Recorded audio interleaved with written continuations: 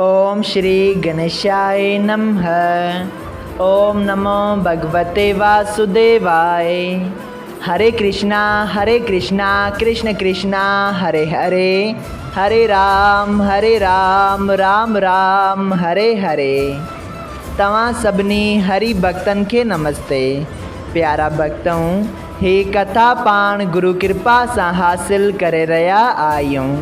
श्री गणपति सरस्वती जो दरे ध्यान करिया थो मां भागवत महापुराण जो बयान, जैमें व्यासदेव ऐं श्री सुखदेव जी कयो आहे श्री कृष्ण लीला जो गुणगान। सबई चओ जय भागवतम महापुराण। प्यारा भक्तों, कल कथा में पाण श्रीमद् भागवत महापुराण साहिब जे 10 स्कंद जे अध्याय 86 जे बे भाग में ॾिठो त भगवान श्री कृष्ण जी सहायता सां कहिड़ी रीत अर्जुन सुभद्रा के वठी वञी थो ऐं उन खां पोइ विधीअ मौजबुनि सां विहांउ करे थो।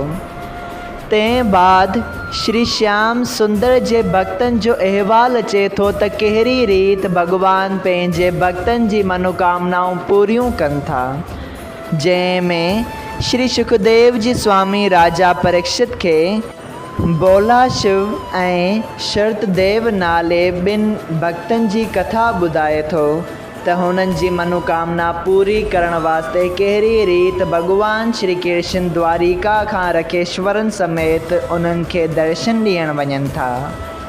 अचो त अॼु पाण उन ही कथा खे वधीक अॻिते वधाईंदे श्रीमद् भागवत महापुराण साहिब जे 10 स्कंद जे अध्याय 86 जो 8 भाग शुरू करे रहा आहियूं। श्री सुखदेव जी स्वामी चवनि था त हे राजा, भगवान वाट में सभिनी भक्तन गरीबन अनाथन पंहिंजे याजकन के सुख ॾींदो, दोस्तन मित्रन के सुख ॾींदो वञी पंहिंजे भक्तन सां मिले थो।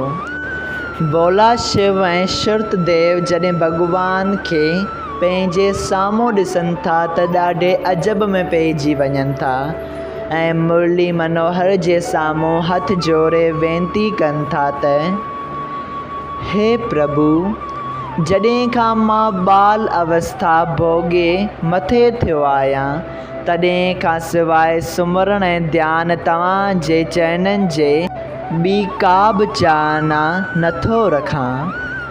अॼु तव्हां पंहिंजो कमल रूपी चरणनि जो दर्शन ॾेई मूं कंगाल जी इच्छा पूरी कई आहे। जेके माण्हू संसारी ॼार में फासी पंहिंजे धन ऐं कुटुंब जो अपमान रखनि था, से तव्हां जे चरणनि जो दर्शन सपने में बि नथा पाइनि।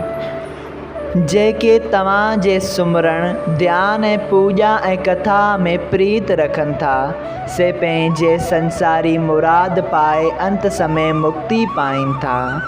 तंहिं करे मां तव्हां खे 1000 बार दंडवत करियां थो। अहिड़ी भक्ति ऐं प्रीत उन ब्राह्मण जी ॾिसी श्याम सुंदर चयो, हे दजराज, मां तोखे पंहिंजो भगत ॼाणी तमामु प्यारो सम्झां थो ऐं जेके माण्हू वेद ऐं शास्त्र पढ़ियल ब्राह्मण जे पूॼा कनि था तिन जो मनोर्थ मां जल्द ई पूरो करियां थो। सभई रकेश्वर तो ते दयाल थी पंहिंजो दर्शन तोखे हिते घर वेठे ॾियण आया आहिनि। जीअं तीर्थ जे स्नान ऐं देवता जे आस्थान जो दर्शन करण सां आदमी पवित्र थिए, तीअं हिननि रकेश्वरनि जे चरणनि ॾिसण सां बदन में पाप नथो रहे। तूं उन्हनि जी शेवा चङी तरह कर। मां पंहिंजे शरीर खां बि ब्राह्मण वधीक प्यारो ॼाणा थो।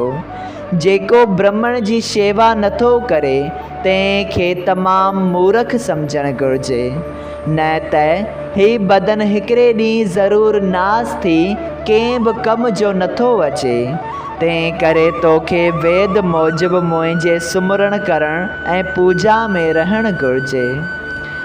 श्री बिंद्राबन बिहारी भक्त हितकारी 21 ॾींहं शर्तदेव ब्राह्मण जे गर्भ रखेश्वरन समेत रही ज्ञान सम्झाइण खां पोइ द्वारिकापुरीअ ॾांहुं हलियो आयो ऐं वाट में रखेश्वरन खे मोकल ॾिनाई ऐं सभिनी ब्राह्मणनि राजा भक्त खे राज़ी कयाई।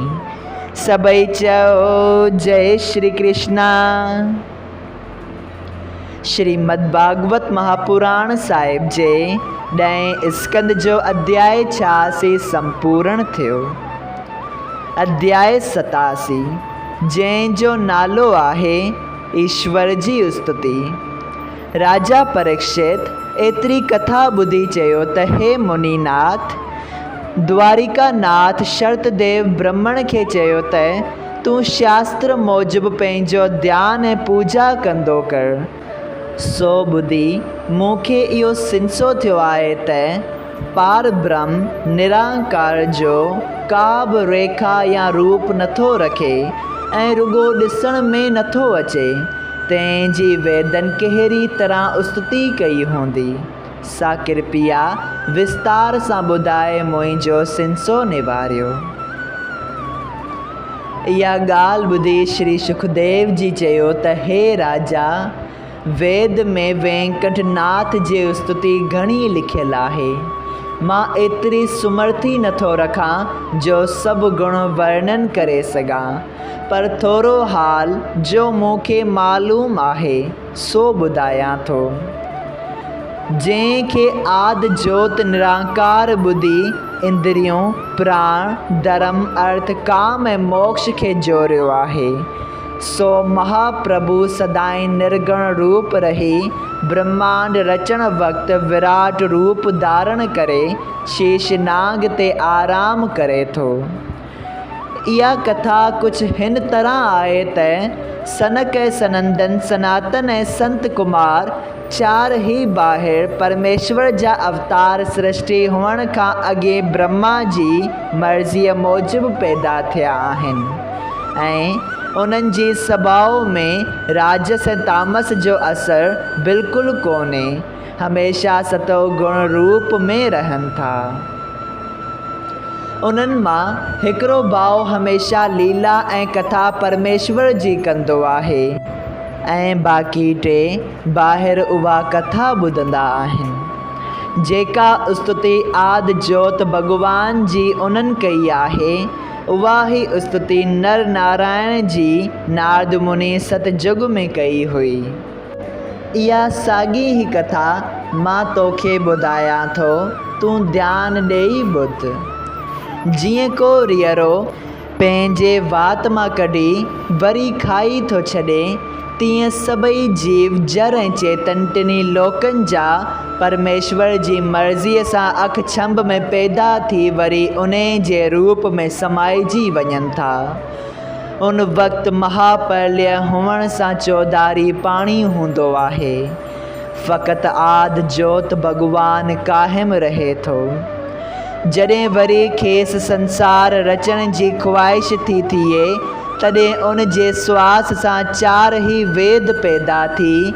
जीअं सुबुह जो बंदे गुण राजा हिन खे स्तुति करे जाॻाए थो, तीअं उहे वेद दिव्य रूप सां चित्र बुझी रूप जे साम्हूं हथ जोड़े जाॻाइण वास्ते वेनती कनि था। सभई चओ जय श्री कृष्णा। श्रीमद् भागवत महापुराण साहिब जे 10 स्कंद जे अध्याय 87 जो पहिरियों भाग संपूर्ण थियो। अगरि तव्हां सभिनी हरि भक्तनि खे हिन कथा मां लाभ हासिल थियो हुजे त कृपया हिन कथा खे ॿियनि हरि भक्तनि सां शेयर कजो त उन्हनि जो बि भलो थिए ऐं तव्हांजो बि भलो थिए। सभई चओ जय सिया राम, राधे राधे।